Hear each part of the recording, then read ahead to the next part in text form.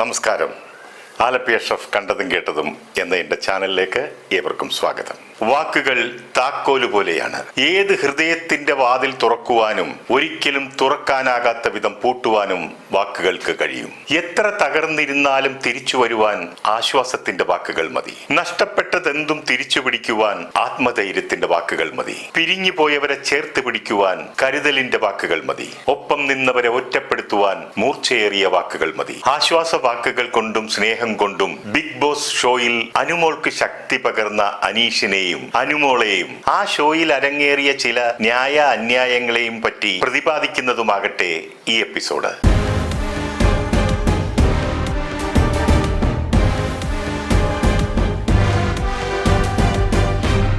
ഇതുവരെ നടന്നിട്ടുള്ള Malayalam big boss ഷോകളിൽ വെച്ച് ഏറ്റവും കൂടുതൽ ആളുകൾ കണ്ടതും ഏറ്റവും കൂടുതൽ ആളുകൾ വോട്ട് രേഖപ്പെടുത്തിയതുമായ ഒരു ഷോ ആയിരുന്നു ബിഗ് ബോസ് സീസൺ 7. ഇത് ഞാൻ പറയുന്നതല്ല, മോഹൻലാൽ സാക്ഷ്യപ്പെടുത്തിയതാണ്. ഇതിന് മറ്റൊരു വശം കൂടിയുണ്ട്. ഏറ്റവും മോശം മത്സരാർത്ഥികൾ പങ്കെടുത്തതും ഏറ്റവും കൂടുതൽ പ്രേക്ഷകർ കണ്ട ഷോയും ആണെന്നുള്ളത്. ഈ സീസണിൽ മറ്റെല്ലാ മത്സരാർത്ഥികളും കണ്ടന്റ് സൃഷ്ടിച്ചെടുത്തത് അനുമോളെ ചുറ്റിപ്പറ്റിയായിരുന്നു. ഷോയുടെ ആരംഭം മുതൽ എല്ലാവരുടെയും ടാർഗറ്റ് അനുമോൾ മാത്രമായിരുന്നു. ബിഗ് ബോസ് ഷോയിൽ അനുമോൾ ഒഴുക്കിയ കണ്ണുനീരിന് കയ്യും കണക്കുമില്ല.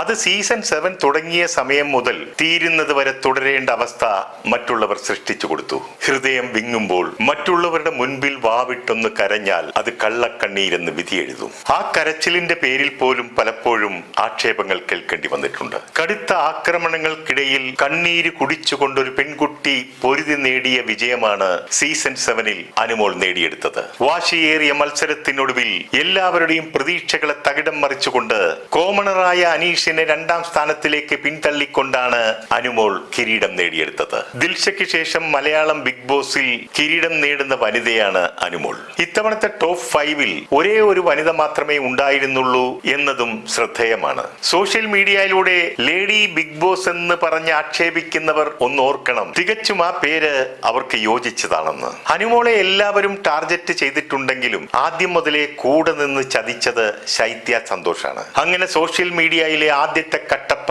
ശൈത്യയായി മാറി. അനുമോള് അവിടെ നടക്കുന്ന പല അപ്രിയ സത്യങ്ങളും വിളിച്ചു പറയുന്ന ആളായിരുന്നു. കണ്ട കാര്യങ്ങൾ സത്യസന്ധമായിട്ടാണ് പറയുന്നത്. അത് മറ്റുള്ളവരെ എങ്ങനെ ബാധിക്കുമെന്നുള്ളത് ചിന്തിക്കാറില്ല. അതിനി മോഹൻലാൽ ഉൾപ്പെടെ ആര് ചോദിച്ചാലും മാറ്റിപ്പറയാൻ അനുമോൾ തയ്യാറായിട്ടുമില്ല. കണ്ട കാര്യങ്ങളും കേട്ട കാര്യങ്ങളും ചങ്കുറപ്പോടെ പറയും. ഈ സ്വഭാവത്തിൽ നിന്നും നേടിയെടുക്കാൻ സാധിച്ചത് ഒരു വലിയ ശത്രു നിരയെയാണ്. വിരലിൽ എണ്ണാവുന്ന ചിലർ മാത്രം അനുവിനോടൊപ്പം നിന്നു. ജിഷിൻ, ലക്ഷ്മി, അനീഷ് തുടങ്ങിയവർ. അനുമോൾ പലപ്പോഴും അനീഷിനെ ഇറിറ്റേറ്റ് ചെയ്തിട്ടുണ്ടെങ്കിലും അനീഷ് എപ്പോഴും അനുകമ്പപൂർവമേ പെരുമാറിയിട്ടുള്ളൂ. അതെല്ലാ മത്സരാർത്ഥികളോടും അങ്ങനെ തന്നെയായിരുന്നു. ആ ഒരു സ്വഭാവ രീതിയും പെരുമാറ്റവും കൊണ്ടാണ് അയാൾക്ക് 2ാം സ്ഥാനത്തെത്താൻ സാധിച്ചത്. തമ്മിലടിപ്പിക്കലോ അസഭ്യ വർഷങ്ങളോ അനാവശ്യ വിവാദങ്ങളോ ഒന്നും തന്നെ ആർക്ക് നേരെയും അദ്ദേഹം നടത്തിയിട്ടില്ല. എന്നാൽ പലപ്പോഴും എല്ലാവരും ചേർന്ന് അനീഷിനെ ഒറ്റപ്പെടുത്തി മനസാക്ഷിയില്ലാതെ പെരുമാറിയിട്ടുമുണ്ട്. തന്നെ ദ്രോഹിച്ചവരോട് അനീഷ് ഒരിക്കലും വിദ്വേഷം വെച്ച് പുലർത്തിയിട്ടില്ല.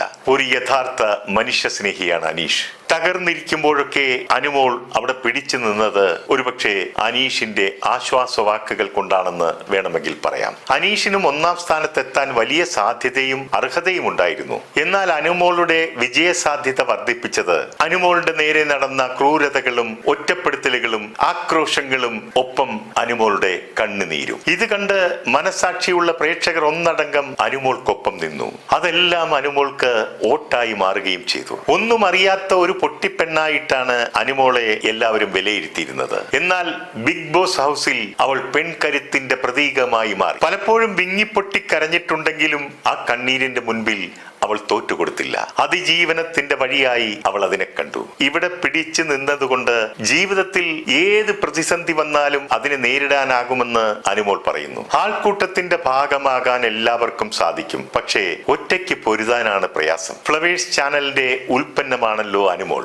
സ്റ്റാർ മാജിക് എന്ന കോമഡി ഷോയുടെ ആരംഭം മുതൽ അവസാനം വരെ അതിനോടൊപ്പം സഞ്ചരിച്ച ഒരു ആർട്ടിസ്റ്റാണ് അനുമോൾ. ബിഗ് ബോസിൽ എത്തുന്നതിന് മുൻപും അത്യാവശ്യം നല്ല പോപ്പുലാരിറ്റി ഉണ്ടായിരുന്ന ആളായിരുന്നു അനുമോൾ. കുട്ടികളടക്കം വലിയൊരു ആരാധക വൃന്ദം അവർക്കുണ്ടായിരുന്നു. അനുമോളുടെ നേരെ സ്വഭാവഹത്യ നടത്തുന്നവർ ഒന്ന് ആലോചിക്കണം. സ്റ്റാർ മാജിക്കിൽ പങ്കെടുത്ത എല്ലാ ആർട്ടിസ്റ്റുകളും ഒന്നടങ്കം അവർക്ക് വേണ്ടി സോഷ്യൽ മീഡിയയിൽ വന്ന് വോട്ടഭ്യർത്ഥിച്ചു. അത് അനുമോളിലുള്ള സ്വഭാവത്തിന്റെ നല്ല ഗുണം കൊണ്ടല്ലേ? വെറുക്കപ്പെട്ടവളായിരുന്നുവെങ്കിൽ അവർക്ക് വേണ്ടി ഇവരൊക്കെ എത്തുമായിരുന്നു. അനുമോളെ കുറിച്ച് ബിഗ് ബോസിൽ വരുന്നത് വരെ ഒരു മോശമായ അഭിപ്രായവും എവിടെയും കേട്ടിട്ടില്ല. പിന്നെ പ്രണയവും മറ്റും അവരുടെ വ്യക്തിപരമായ കാര്യങ്ങളാണ്. അതിലേക്കൊന്നും ഞാൻ കടക്കുന്നില്ല. ശരിക്കും നമ്മളൊന്ന് ഇരുത്തി ചിന്തിച്ചാൽ ബോധ്യപ്പെടുന്ന ഒരു കാര്യമുണ്ട്. 100 ദിവസം തികയ്ക്കാതെ അവിടെ നിന്നും പുറത്തേക്ക് പോകേണ്ട ഒരു മത്സരാർത്ഥിയായിരുന്നു അനുമോൾ. അവളെ ടൈറ്റിൽ വിന്നറാക്കാൻ പ്രധാന പങ്ക് വഹിച്ചവരാണ് അതിലവളെ ഇല്ലായ്മ ചെയ്യാൻ പരിശ്രമിച്ച മത്സരാർത്ഥികൾ. അവളുടെ നേരെ അപവാദം പറഞ്ഞു പരത്തി ആക്രോശിച്ചുകൊണ്ട് ചെന്നപ്പോൾ അവൾ സഹിച്ച സഹനത്തിന്റെയും മൗനത്തിന്റെയും കണ്ണീരിന്റെയും ഫലമാണ് അവൾക്ക് ലഭിച്ച കിരീടം. അവളെ മുൾക്കിരീടം അണിയിക്കണമെന്ന് ആഗ്രഹിച്ചവർക്ക് കിട്ടിയ കടുത്ത പ്രഹരമാണിത്. ശരിക്കും അനുമോൾ നന്ദി പറയേണ്ടത് ശരത്യ സന്തോഷിനോടും അക്ബറിനോടും നെവിനോടും ആദില, നൂറ, ബിന്നി എന്നീ മത്സരാർത്ഥികളോടൊക്കെയാണ്. അവരൊക്കെ കട്ടപ്പകളായി പിന്നിൽ നിന്ന് കുത്തിയത് കൊണ്ടാണ് ടൈറ്റിൽ വിന്നറാകാൻ സാധിച്ചത്. ആദില, നൂറമാരിൽ നൂറ നല്ലൊരു മത്സരാർത്ഥിയായിരുന്നു. ഫിനാലെ ടിക്കറ്റ് കിട്ടിയിട്ട് പോലും ഫിനാലയ്ക്ക് മുൻപ് പുറത്തേക്ക് പോകേണ്ടി വന്നു.